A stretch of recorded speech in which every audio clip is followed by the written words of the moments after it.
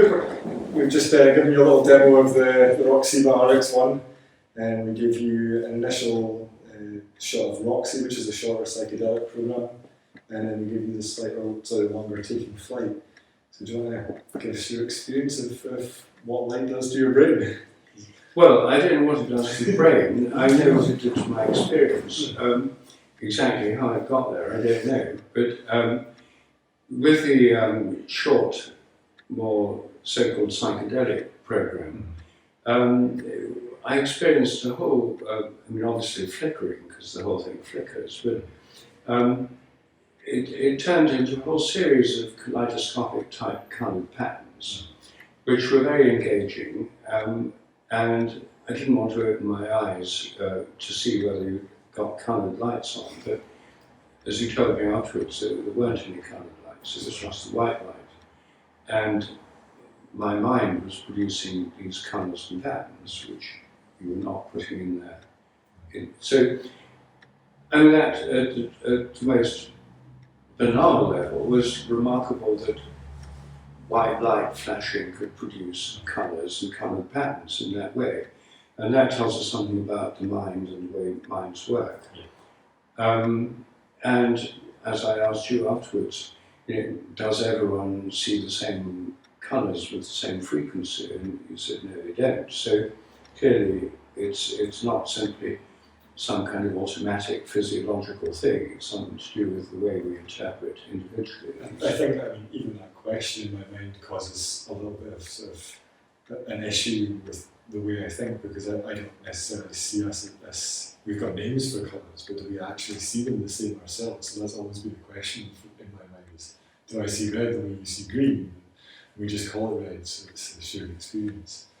So I think there's similarities in these colours that we see under these lights, but we can never tell whether it's the same as someone else's. Well, and we've got a pretty good idea. I mean, yes. If we both look at a picture of grass or look out at the window of the lawn, we both agree it's green. Yes, but how we're actually perceiving that within our mind's eye can be completely different. Yes, but in this, for example, in some periods I was getting sort of very deep purple, and then obviously the frequency must have changed, and it became bright green and red, and the colours changed. And presumably, when you shift the frequency, most people would experience a change in colour, but not necessarily from the same one to the same one.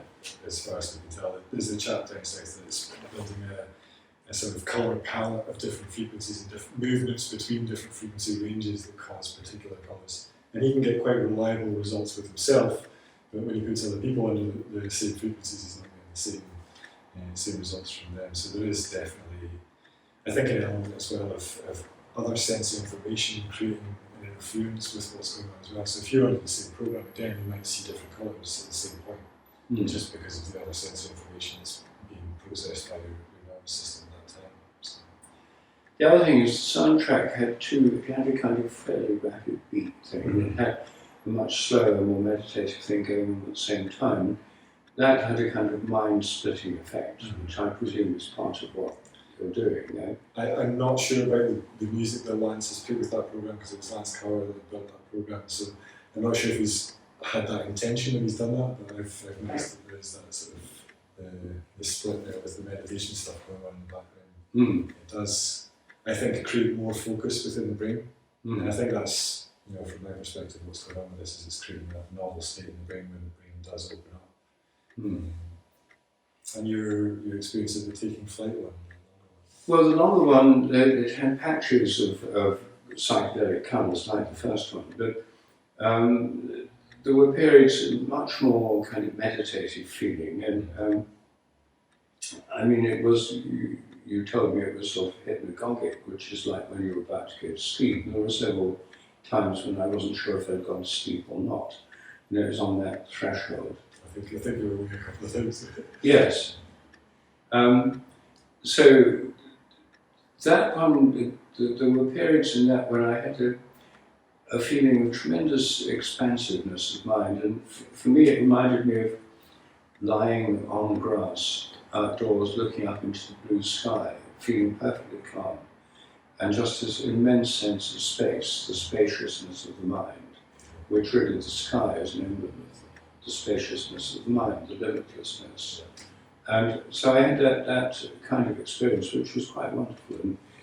And I suppose I could have had that kind of experience if I had a free afternoon, nothing to worry about, and gone outside and lay on the grass. But I don't often do that. Yeah. And This this produced it in quite within minutes.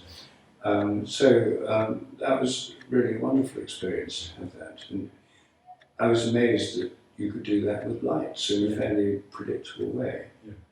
It's quite interesting. There's one program that we've got that I wrote for a whole brain toner for recovering after endurance cycling for a friend. And the version I've got now for the Roxiva takes me into a sleep state every time it knocks me out. But I'll have half an hour of lucid dreaming afterwards, like every time.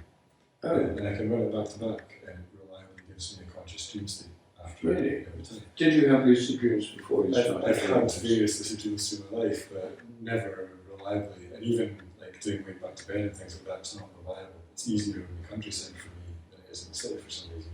Oh, I see. Well, I'm catching my Caledonian sleeper to London this evening, so I'll see if I get any lucid dreams on the sleeper. Yeah, see if you notice any differences in dreaming and stuff like that. It's quite often. And it's one of the things that seems to be coming back with the Roxiva over sort of the London market as well, is this space that's created with the sound and light together.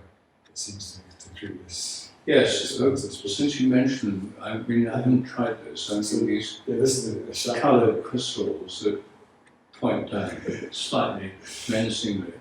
Well, I'm sure they're very good for one, but I don't know what do they do? So this is using the same sort of technology, so it's a strobing light behind a Vogel cut crystal. It's not on now as a strobe, is it? This is on a very high frequency, so up 2000 hertz. And you can adjust the frequency from one hertz, 0.1 of a hertz, up to 2000 hertz, I think, on this one. This one's the same. So, but these are pointing at. So they would be for someone lying down and you do a chakra alignment. So there's a Pandora star unit up here that's got the chakra alignment program on it as well. So it's like another company's version of this. So you point them at different parts of the body. So you line it up roughly to the chakra points, and it runs alongside a light meditation program. I see. So presumably you have to strip off since the light won't penetrate. So in my case, it's bright light, so it does go through quite a lot. We don't require people to be naked for it. But I would imagine it would work better if they were. I've done stuff with meditation tables with people with their face down and working on the back of them, and had just doing energy healing with them. Had them ask me to stop because they're feeling like they're separated from their body and things like that. So I think it definitely works on the skin. And the 200 lumen LEDs in the old Pandora, I'm not sure what they are in the Roxiva. I think they're more powerful in the Roxiva. But those LEDs are strong enough to penetrate through the bone, so they are actually getting into your body. Yes. So I mean, it's much easier to understand how this can work through closed eyes. Yes. How this can work through the skin. Well, it's working alongside one of those units, so it's working with closed eyes as well. Since I haven't tried this one, I can't speak from any experience. You have to give it a shot next time you're back up. It's installed here at the centre, so we'll be able to test it out. So well, presumably, if people start having light spa treatments with this, there'll be a lot of people's. It'll be worth collecting people's responses, because from a scientific research point of view, I would really like a proper EEG machine that we can just plug everyone up to and see what happens to their brain moves as we go through it. Well, EEG is very hard to interpret. You just get endless sort of curves. You have to interpret them statistically. Personally, I think, well, they're hard to interpret too. I find it much simpler just to ask people. And because then you have what actually is what's really interesting, is how they felt it, how they experienced it. Very good. Well, thank you very much for your time. Well, thank you for exposing me to your wondrous machine. Yes, I'm glad you enjoyed it. Hopefully the cinema enjoyed it as well. Great. Thank you.